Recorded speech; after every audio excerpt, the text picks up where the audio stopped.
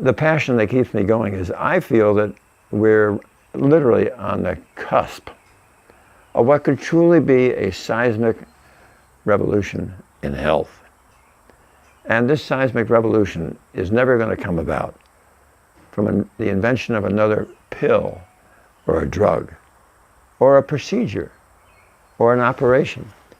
This seismic revolution will come about when we have the will and the grit and the determination to share with the public what is the lifestyle, and most specifically, what is the nutritional literacy that will empower them as the locus of control to vanquish chronic illness. When you eat this way, it's the way people in Okinawa have been eating for hundreds and hundreds and hundreds of years. They live longer than anybody else. There are no gymnasiums there. The most strict, draconian, severe diet on the planet is the one that you have been eating all your life to have this disease. It has absolutely crushed your vascular system. But we're going to turn that all around. And this is not only that, this is the diet that is destroying the wealth of America. 18% of our gross national product is now going into the health industry. That's insane. We can eliminate chronic illness if we can get people to eat whole food, plant-based nutrition. And what are you going to do with all that money? Topel and Murphy, who are economists from Chicago, University of Chicago, in 1999, reporting in the University of Chicago Press, they estimate that the savings in this country with the elimination of cardiovascular disease alone, $40 trillion. Now, pretty exciting stuff. When you see evidence of an angiogram that we have, where the angiogram shows the blockage in the heart, they come on our program, we repeat, the angiogram was repeated in some of those original patients, and there you see this reversal. And anybody that wants to challenge us, I will simply say to them, look, we're delighted with our message because in half the planet, it shows that this chronic illness is eliminated when you eat this way. And we have experimental data that we took patients who were absolutely seriously ill with triple vessel coronary disease or carotid disease or in their leg disease, and we absolutely halted it, stopped it, reversed it. They have to show me the same with their diet. And they can't. I haven't seen it. So why do you think it sells so many books? Well, you know, people, as my friend John McDougall says, people love to hear good things about their bad habits. And if a low-fat diet, you're still eating, because let's face it, the Western diet, the way it's concocted, can be quite delicious. But also, so in whole food, plant-based nutrition. Your taste buds change, and it's just delightful. I've been doing this now for 34 years. I grew up on an Aberdeen Angus beef farm and a dairy farm.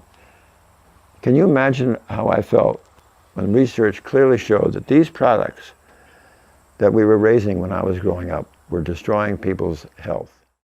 Let's say that you take 1,000 people and they all eat plant-based. Then you take 1,000 people and they all eat the Western diet, okay? Starting in the 1,000 who are eating the Western diet, there will be some who are somewhat genetically predisposed. They'll have their heart attack at 30 or 40, or maybe they'll have it at 60, or maybe they won't have their heart attack until they're 85 or 90. On the other hand, these 1,000 who are eating plant-based are never going to have their heart disease because they are not injuring the capacity of their endothelial cell to make nitric oxide. I mean, it was interesting, when Bill Connor went down to study the Tarahumara Indians, so I think there were some 583. Zero obesity, all right? Zero heart disease. All right? Pretty exciting stuff. Yeah. and 0 hypertension. But what happens to the Tarahumara the minute they cross the border and start eating our diet? This whole thing is really based on rock solid scientific data. It is never going to sell if it's hype or hyperbole. All it takes for any physician, even those that are devoted to this low-carb business, if they take one patient of theirs who's sick and really get them to do whole food plant-based nutrition, and they suddenly see how powerful and rapid and enduring this can be, they're hooked. They're absolutely hooked. You know how many articles had to be published before the Surgeon General of the United States put out a warning against cigarettes? 7,000 studies, right? Before they would be alerted. Do you think that there was a tough lobby in Congress against killing the tobacco industry? I mean, can you imagine the power of something like, well, here we are trying to kill the meat, dairy, egg, pork, and sugar industry. Think there's any power against this? Listen, it's the challenges in life that are exciting, and the word is going to get out there. Yeah. And there's been a basic covenant of trust since the days of Hippocrates, that whenever possible, the caregiver will share with the patient what is the causation of their illness. And sadly today, in cardiovascular medicine, that's not happening. Not through any malice of forethought on the part of a cardiologist. It's just that they have never had any training in nutrition, either during medical school or during their cardiovascular training.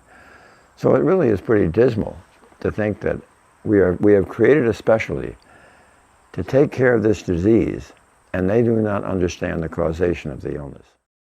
Now, every officer in the USDA has previously been a president or officer in the Cattlemen's Association, the Dairymen's League, the Pork Board, the Egg Board.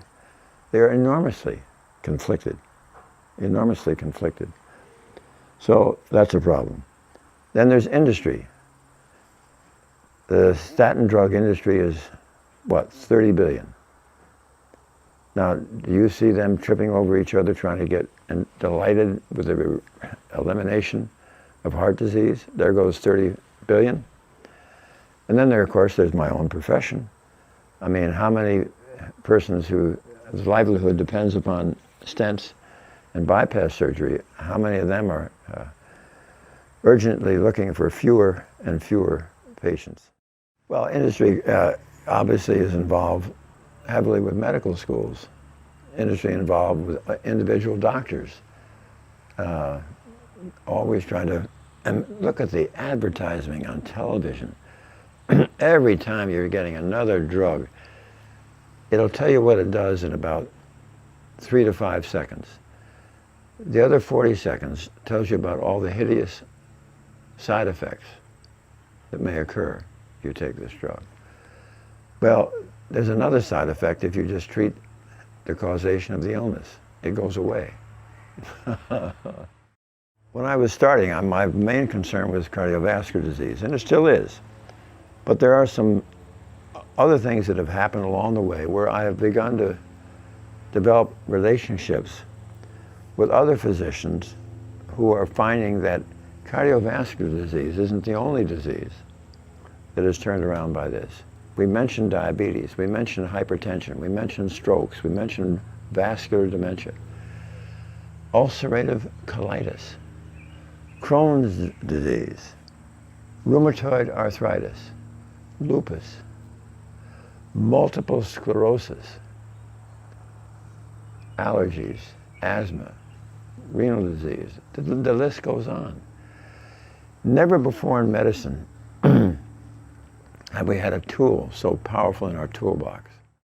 No, nothing trumps food. I have had so many patients who will call me and say, Dr. Esselstyn, I just don't understand this. I go to the gymnasium every day, and yet I've had to have this stent or I've had this bypass. Wait a minute. This is foodborne. How many people in Okinawa go to the gym every day? or in rural China or the Papua Highlands. Come on. They eat whole food, plant-based nutrition. The reason I take all these phone calls and stay with it is that it's so exciting to me to see these patients who are ill after a 20 or 30-minute conversation begin to recognize that they themselves have the power to vanquish their illness. And that is, for people who feel that they're doomed, that physicians have told them there's no way to stop this, you'll just have to take these drugs and do the best with it. How can it be more exciting than that?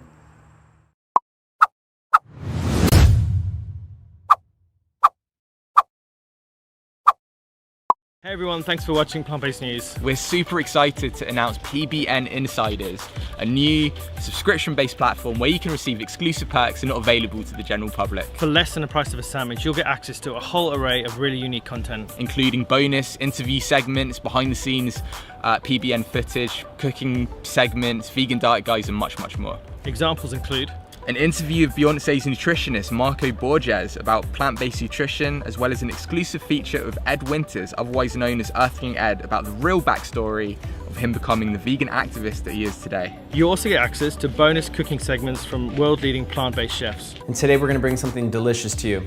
Let's get cooking. Extra content will be added throughout the year, and in addition, you'll get early access to events, courses, and giveaways, as well as a 17-minute plant-based meal inspiration video, and along with that, you also get access to a PDF guide with recipes and tips. As well as behind-the-scenes footage of PBN operations and content, including vegan bodybuilder Nimai Delgado and football freestyler Tom Folan. You also get to access interview segments with entrepreneurs Russell Simmons and Josh Tetrick. Speeches including Dr. Anthony Hadge's 40-minute talk about the benefits of a plant-based diet at a private PBN event in London, December 2017. Rough cuts of our film projects, including early access to a first ever feature-length and end-of-year documentary, Vegan 2018. If you have any questions about what we've talked about today or PBN Insiders in general, please feel free to contact Klaus at plantbasednews.org, and I'd love to connect. Thank you so much for watching.